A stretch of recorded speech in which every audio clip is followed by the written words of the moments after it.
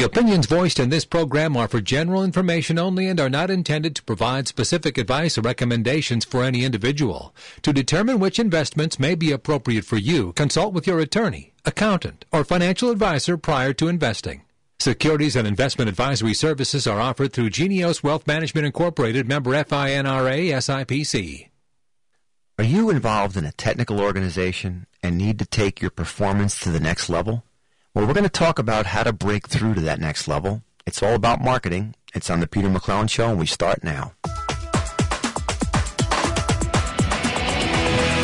Live from the Twin Cities, it's the Peter McClellan Show.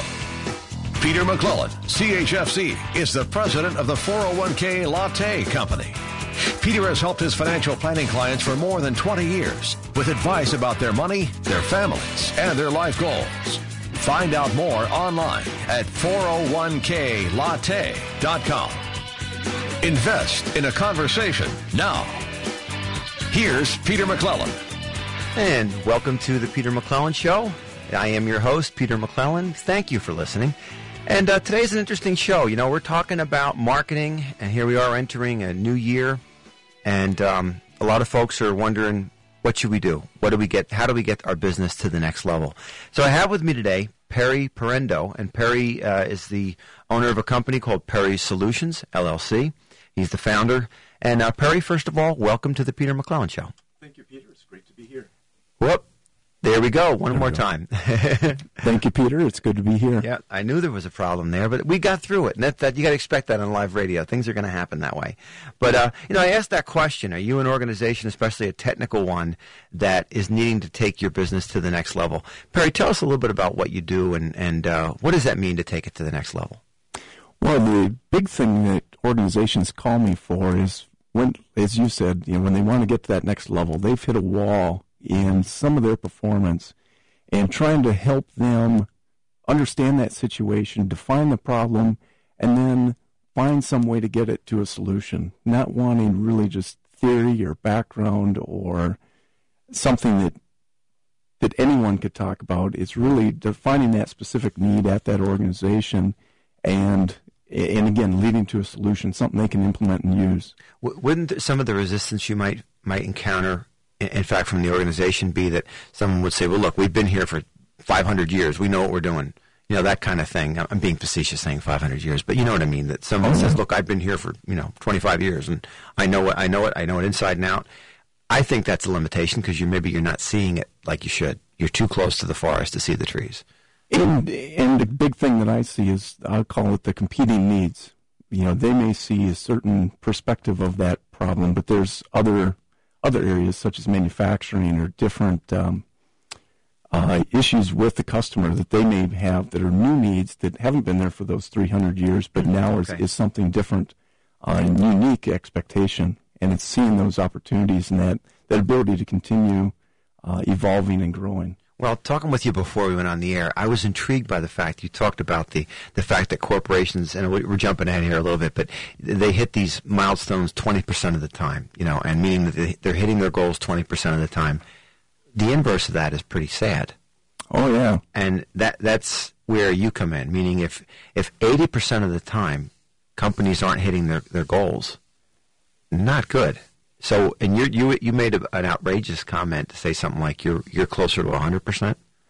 Yeah, the experience I've had with projects that I've been responsible for and here's our end date where we need to get to. Right. My personal experience is always hitting those. Really? Yes, and when I come into an organization to help them with a problem, there can certainly be times with specific technical aspects with brand new, never been done before technology that may hit hurdles. Right. And that's a different situation when it's a repeat design or repeat product with some extra features on it. Mm-hmm. For them to only hit 20-30% of those milestones, it seems like someone didn't learn something along the way. Something should change. Something needs to change, and what is that? Because everyone's getting trained and certified the same information and skills that achieve 20-30%. Okay. And what I bring to the table is something that at least from a technical point of view, is some test strategies that personally I've been developing over 20-plus years they're out there and available to people, but there hasn't been a whole lot of training, certainly not a lot of understood training where people can take it and use it on a day-to-day basis in product development, which is where those milestones can get tripped up, is with that new technology. Sure. And you do a lot with medical devices, right? You're not limited to that in terms of your technical expertise, but you do a lot with medical. Correct. Particularly with reading the local press over the last few years, seeing all the different medical device recalls has been a serious burden on the industry, and also raising the bar from a FDA, Food and Drug Administration point of view of what they expect from companies. And so there's actually been quite an evolution over the last few years of raising that bar, and now how do you meet it? And some of those techniques, like I say, I've used for 20 plus years, are what FDA is now expecting in that market. So that's where the majority, myself trying to stay focused locally, that's where the majority of my business has come from, is that medical device area. And I understand that some of your perspective, getting away from the technical part, maybe more to the motivational, some of this comes from your experiences as a basketball coach, right? That's correct. I've done, I try and count the seasons, but sometimes I have multiple teams in a given year. Okay. But I've coached, I believe now I'm working on season 34 with youth basketball, anywhere from kindergarten through sophomore. So tell us, for the universal principle here in play, what does the coaching aspect of your life bring to the business, or to people out there, entrepreneurs or corporations that are doing things with technical devices? Well, I guess the biggest thing is just realizing that, so-called as a technical consultant, or an engineering consultant, I'm not coming in just as a numbers guy, just with some tools. It's understanding the people side, the business side, to come in and really find that common goal, that shared goal that everyone is a piece of, and then applying the right tool at the right time. But that's a detail compared to really the coaching, finding what the strengths are of the various players.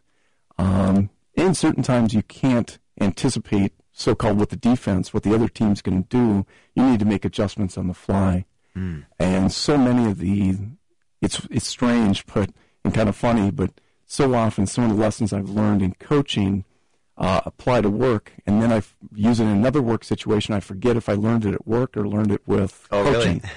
Really? Because they interchange so much. Kind of blurs a little bit. The line blurs quite a bit. So tell us, you do this coaching, and you say there's 3 core offers, 2 main industries. What are you referring to there? Yeah, the 3 main offers that I present to companies is, number one, just when they've hit that wall on a project, I can come in kind of as a firefighter and help fix that project for them. So that's one area. Okay. Another area is training people how to use some of the tools that I have been using for all this time, but teaching it not so much in a math or over a rigorous manner, but in a practical way. How do you go out and use this tomorrow? Okay. And then the third area is, the project may be bigger than even the organization can handle. Mm-hmm. I do a bit of work with essentially startup organizations that there may be only one person at the company, or maybe 10 people at the company, and they need more resources, more talent. They don't know all the time where to go find that talent. So I can pull together some of my network to create a temporary development team for them to go out and execute that project. That bigger project for them. Okay. And hopefully avoid that 20%.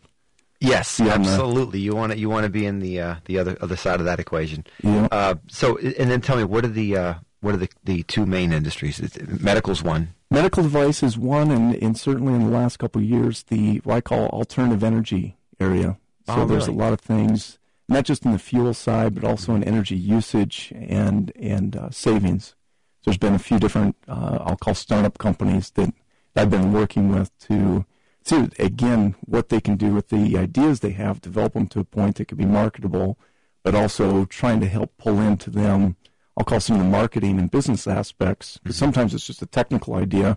Well, technical idea without a business plan or a marketing strategy really isn't going to go very far.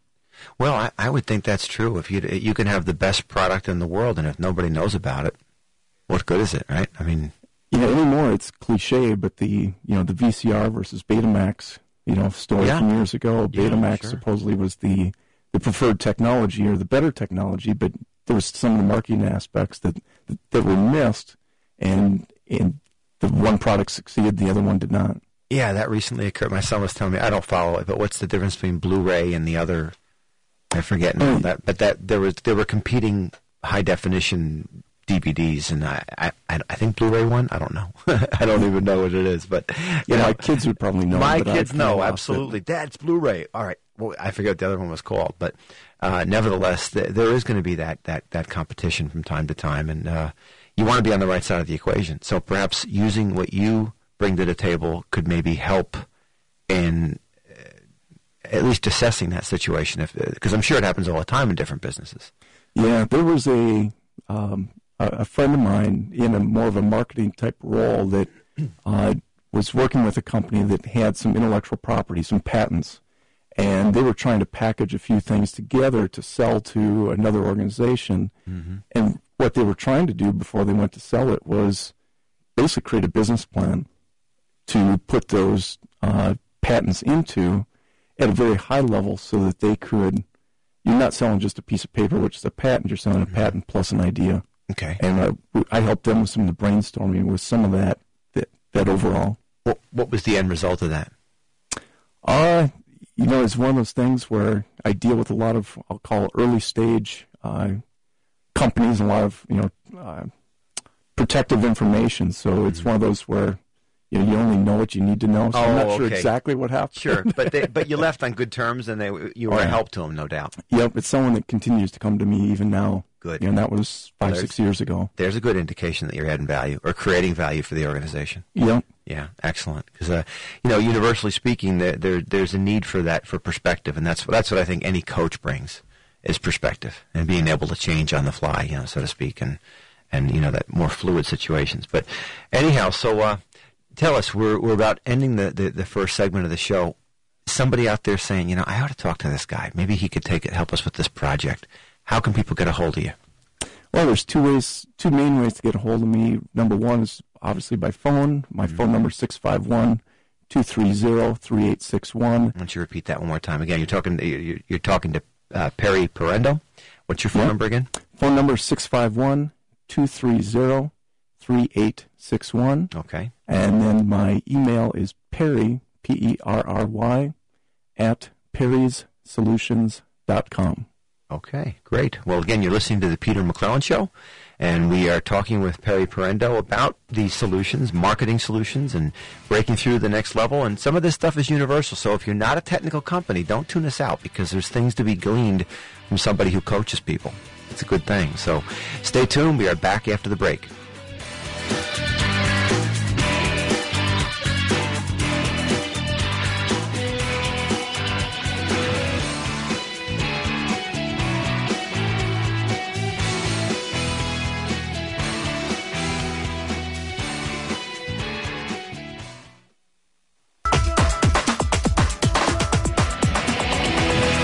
This is the Peter McClellan Show on Business 1570.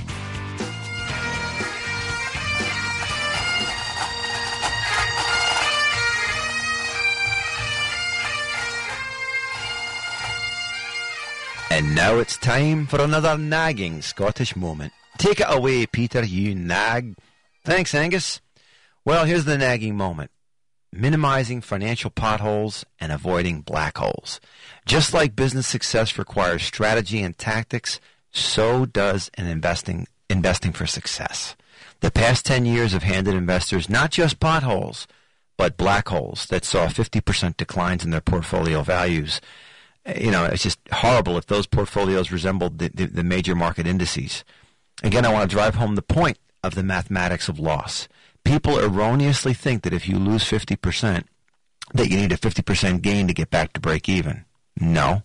When you lose 50% and subsequently gain back 50%, that only gets you about halfway back to break even. Here's the example. Somebody had a $100,000 account and they lost 50%. That means the account value would be at $50,000. Now, if a $50,000 account had a gain of 50%, it would put you at about $75,000, not $100,000. So a 50% loss requires a 100% gain to get back to break even. Peter, can someone's portfolio actually gain 100%? That's preposterous, isn't it? Well, Angus, that's my point. You can have 100% gain, but historically it takes years. We saw it, in 2000 to 2002. It took about 5 years to get back to break even for the markets, and then in 2008 came along and it took it all away again. So how on earth can someone gain 100% and then keep it? Well, Angus, the first thing is to realize we didn't only hit potholes in the past 10 years, but the whole car went off the cliff twice. Twice. We can stop, smugly thinking now, oh, well, it can't happen a third time. I hope and pray it doesn't. But just like, Perry Solutions tries to help business people avoid the potholes, active money management aims to avoid the cliff. To use the car analogy, you still contend with potholes along the way, but typically they're not the kind that change your lifestyle. You know what I mean? Like when people lose so much for their retirement funds, it means they don't retire for a number of years. Years, plural. Or not getting out of this ice box when you want to go away to someplace warm on a sunny beach, that kind of stuff. And yet people think that because the market is up right now, that the economy will have this nice V-shaped recovery. Well, I hope that happens, but we're still seeing hundreds of thousands of jobs lost each month. And, you have to see about job creation at some point. The news of the day has to turn from being less bad to actually becoming good news. And that's not going to happen overnight. But Peter, corporate balance sheets are looking quite good. Many companies have shed expenses and are now profitable again. That's wonderful, but many of those expenses involving shedding of jobs, not just expense. And even people that have jobs aren't spending like they used to. They say people are saving and using debt less. That's a good thing. I applaud that. Those are good things. But the face of the American consumer, I believe, has changed to some extent. People are not likely to be nearly as frivolous as they once were. And that's a good thing. But the economy in the meantime, it's going to have some things to overcome. As I've said before, that party we had at the financial debt, that part is gone. The party's over, but the financial hangover remains. Well, that's not true, Peter. I just read an article this morning talked about that 80% of the mutual fund managers are expecting a positive year for the market next year in 2010. Well, that's great, Angus. I'm not here to predict. I'm not going to predict. And I'm not saying we won't have a positive year. We certainly can. But I want to say this. I'm not convinced that a double-dip recession isn't on the way. I hope it isn't, but I'm not convinced. And I can tell you this. People's nerves are afraid. They don't really want to go through what we went through in 2008. Hope that doesn't occur, but I have to be honest. I believe the market's probably gotten out ahead of itself. And I believe we'll dig out from this burden of debt that we're in, but it's going to take time. And the new normal is setting in. It's not going to be the same. But Peter, the market, it doesn't just go down, it goes up too. Well, it has, Angus. It's been a great year. I mean, it's really bounced back quite a bit. But I'm saying look at employing at least a strategy that aims to keep the car from going over the cliff. As always, past performance doesn't guarantee future results, but I want to at least aim to not go over the cliff next time things drop. Peter, I thought you said if it happens, not when. Angus, there is another downturn coming. I can't tell you when, but it's coming. And if not, that'd be great, but it might be in 2010, might be later. I have no idea. Hopefully it won't be for a long time. But I want to see that when the economy is really expanding again, I think people will have more confidence. Right now, the confidence is not there. I think we're kind of fragile. I don't think recovery is just around the corner. Well, fair enough, laddie. I still think you're looking at things in a wee bit of a negative way. Maybe I am, but I'd rather proceed cautiously with strong defense than to go through what we went through twice in the past 10 years. We want to aim to avoid that financial setback, those black holes. All right, Peter. Cheerio for now. And if you're like Angus, or like me, saying this, Angus thinks we should still do buy and hold. No, I don't necessarily, Peter. All right, Angus. But nevertheless, I want to encourage you. Invest in a conversation at the 401k Latte Company. You can reach us at 952-882-0400. That's 952-882-0400. Now, we can't guarantee the future. Nobody can. But we can aim to mitigate decline that changes your lifestyle. So think about it. Give us a call again, 952-882-0400. When we come back, we are with Perry Perendo, and we're talking about his coaching experiences. And these are some universal principles that apply to everybody. So stay tuned. We're back after the news.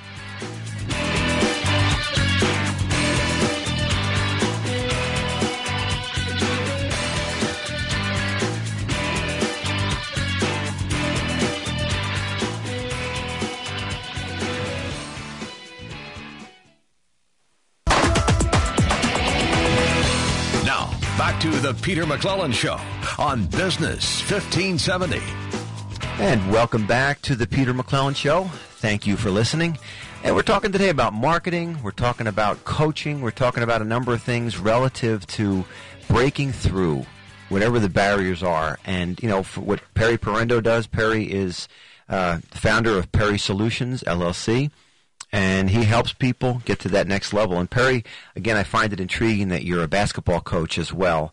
Tell us a little bit, why is it that, give us the example. You had a story about a coaching experience where the kids just weren't letting you coach during the game, kind of like some business people might say, hey, look, we've been here for 500 years. We know what we're doing.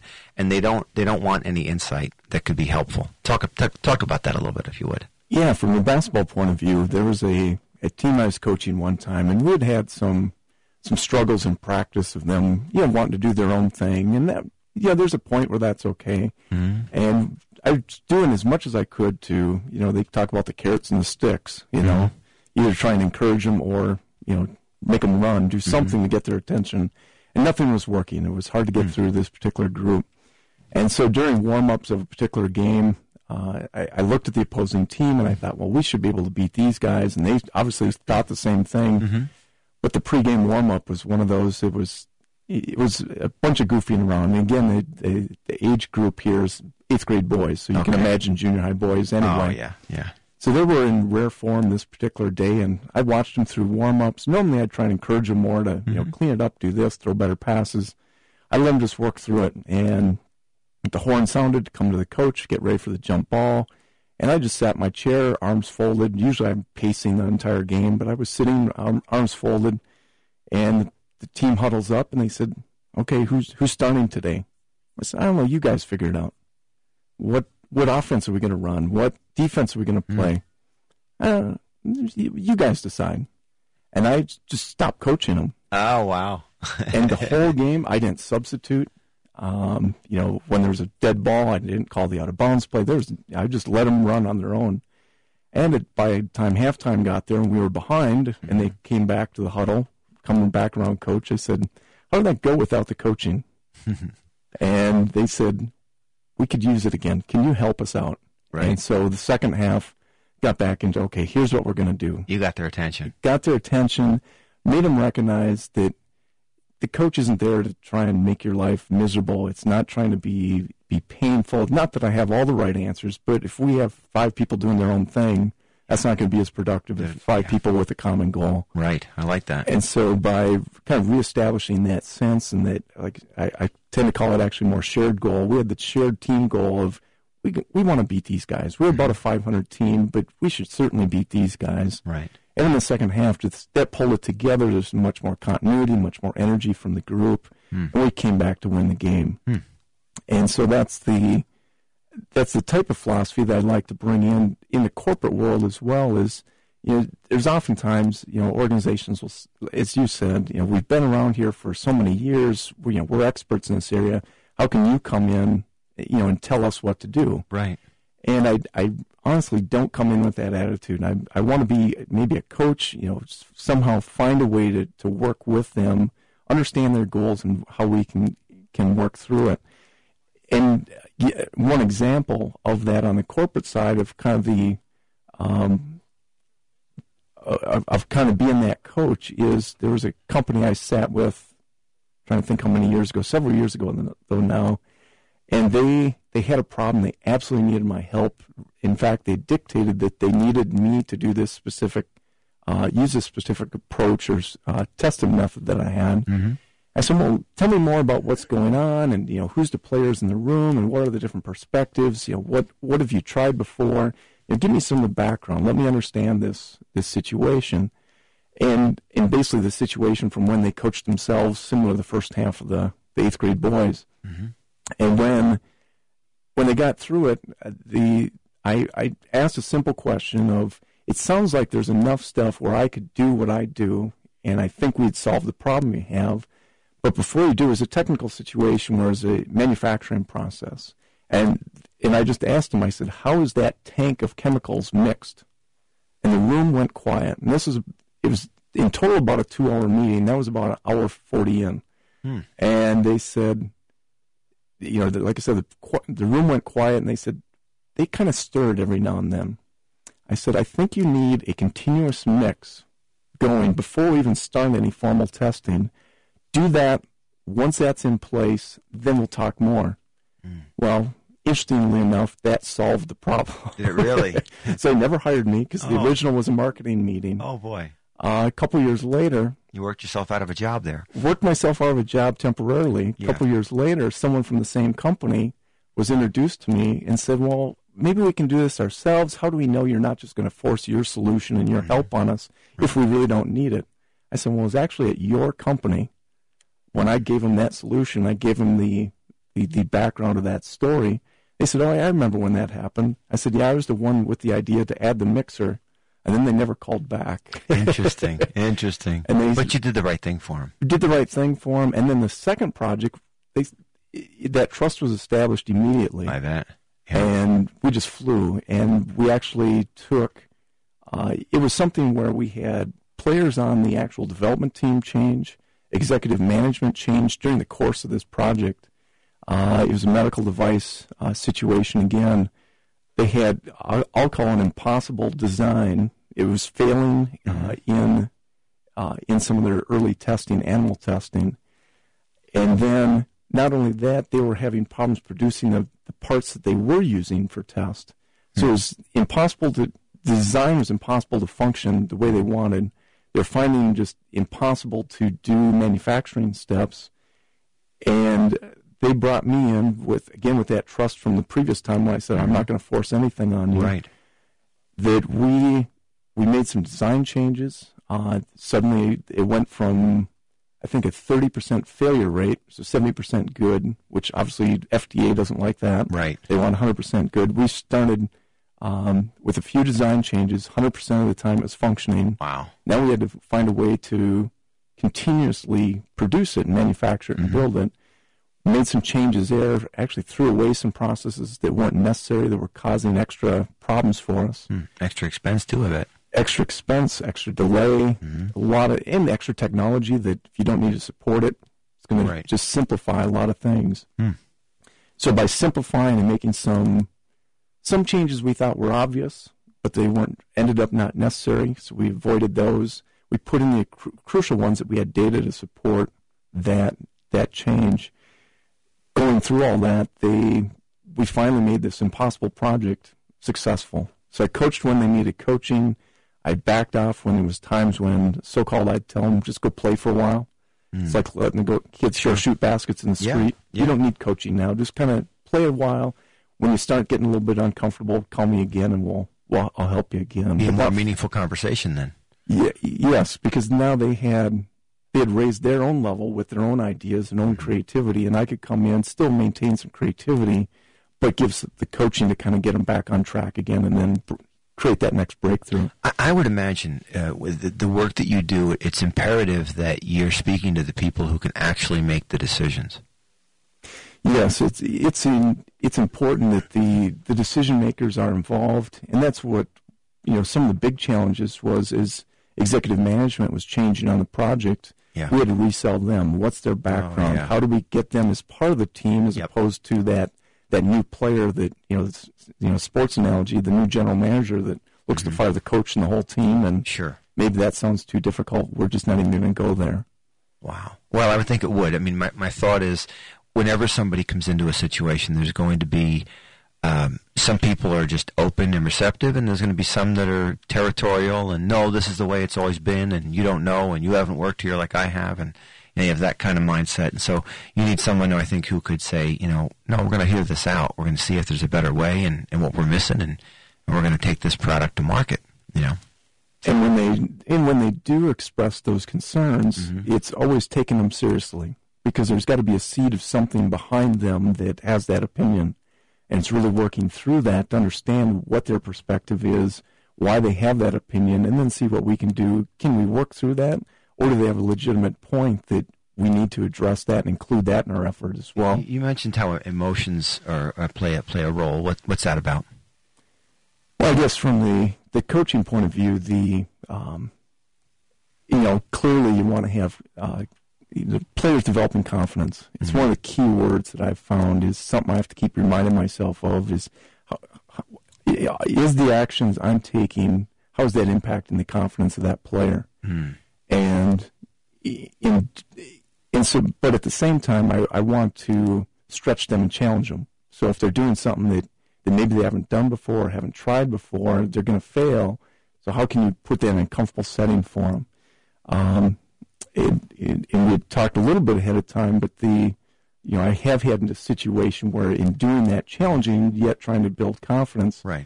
I had an 8th grade boy in a basketball drill that wasn't getting it. It wasn't working for him at all. And I kind of explained, just follow the guy in front of you. He's been doing it right.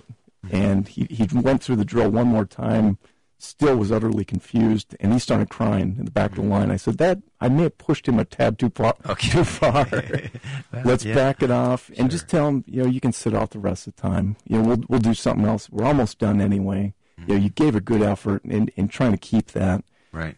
And from a business point of view, it's frankly a lot of the same thing. You want to give them space to experience. You want to challenge when you need to challenge. Back off when they need to back off, but let them trust in that you're going to be there to help when they need the help. A bit of a balancing act. Yeah. Okay. Well, you also talked about the issue of the battery project. That's another story. Tell us about the battery project. Yeah. In kind of the context of it is, we talked about the corporate new product development meeting 20-30% of their milestones and that being a very impressive track record. A lot of my background, not only just meeting those commitments as far as milestones, but also creating speed records. And one of those speed records was on a battery project that I worked on for an organization, and they had a need. It was a competitive situation where it's in the medical device industry.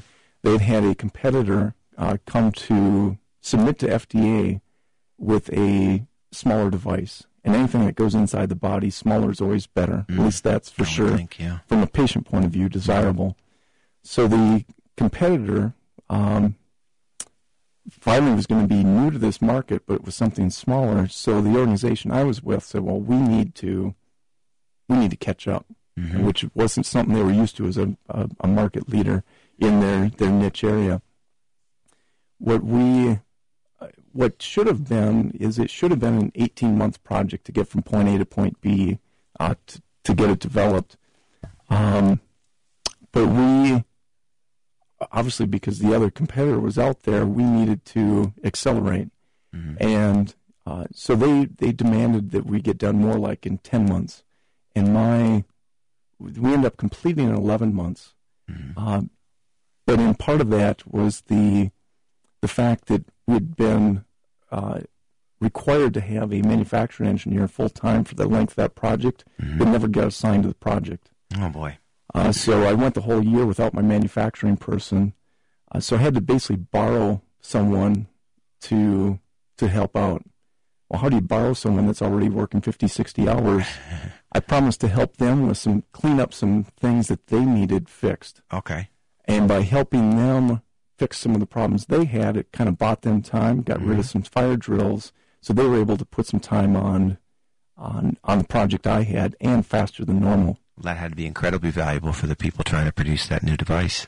It helped on the old device and helped on a new one as well. Great. And by doing that, we actually finished this 18-month project in 11 months, cleaned up some other stuff, and then ended up getting FDA approval within a month. Nice. It's amazing what happens when a coach steps in. Yep. Yeah, I like it. Well, Perry, tell us, how can someone who wants to get in touch with you reach you? Why don't you share your phone number with us again? Yeah, phone number is area code 651-230-3861. One more time, if you would. 651-230-3861. 3861, and email is perry@perrysolutions.com. Great. Again, you're listening to the Peter McClellan Show. We're talking about marketing, and we're talking about project management, development, and all from a coach's perspective, getting a fresh set of eyes on the situation. Stay tuned. We're not done yet. We're back after the break. Stay tuned.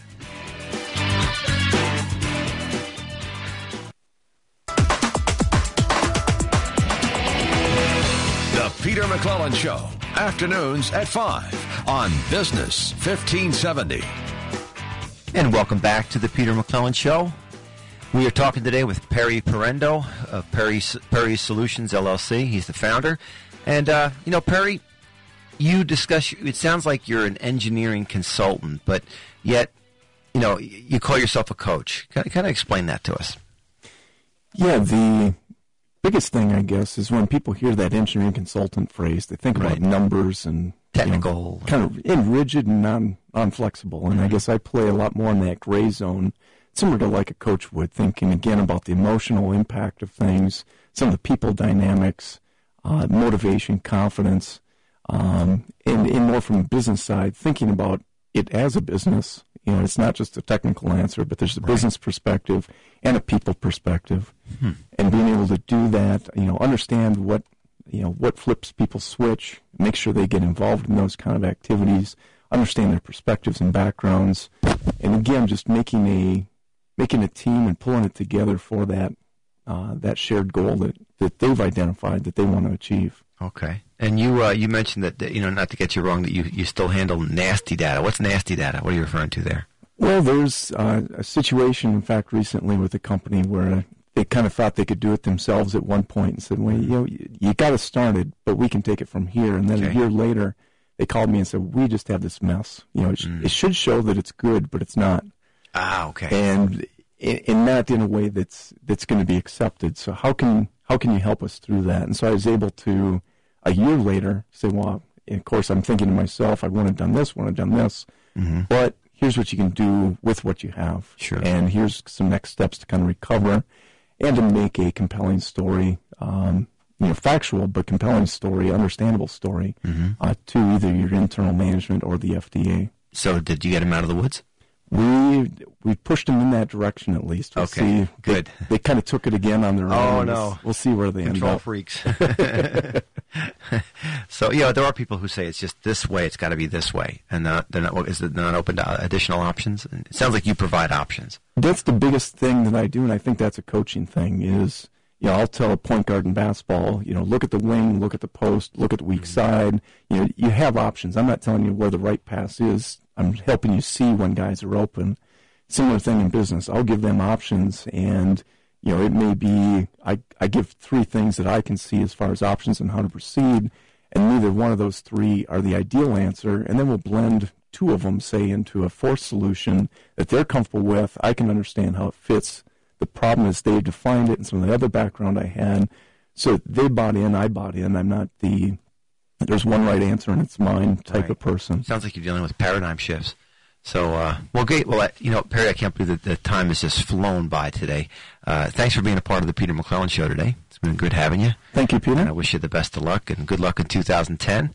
And again, real quick, your contact information. Our phone number is 651-230-3861, and the email is Perry, Perry, at perrysolutions.com. Okay. And again, if you're a person looking for some solutions, you need to talk to Perry in terms of these technical solutions with some coaching and with some perspective. Same thing in the investing world. So you want to give us a call at the 401k Latte Company. We're going to talk about changing a paradigm. How has the past 10 years treated you? Think about it. What would Angus say about that? I'd tell him to think on. I would think on. These are good things to continue thinking about because it's important. So, again, we are back tomorrow with Angus, and we'll go from there. What would Angus say? I'd tell him think on. All right, Angus. Oh, boy, I really did it good this time. You've been listening to The Peter McClellan Show. Peter McClellan, CHFC, is the president of the 401k Latte Company. To reach Peter, call 952-882-0400 or on the web at 401klatte.com. This program is sponsored by the 401k Latte Company. Securities and investment advisory services offered through Genius Wealth Management Incorporated. Member FINRA SIPC and a registered investment advisor. For more information, go to www.401klatte.com or call 952-882-0400. The opinions voiced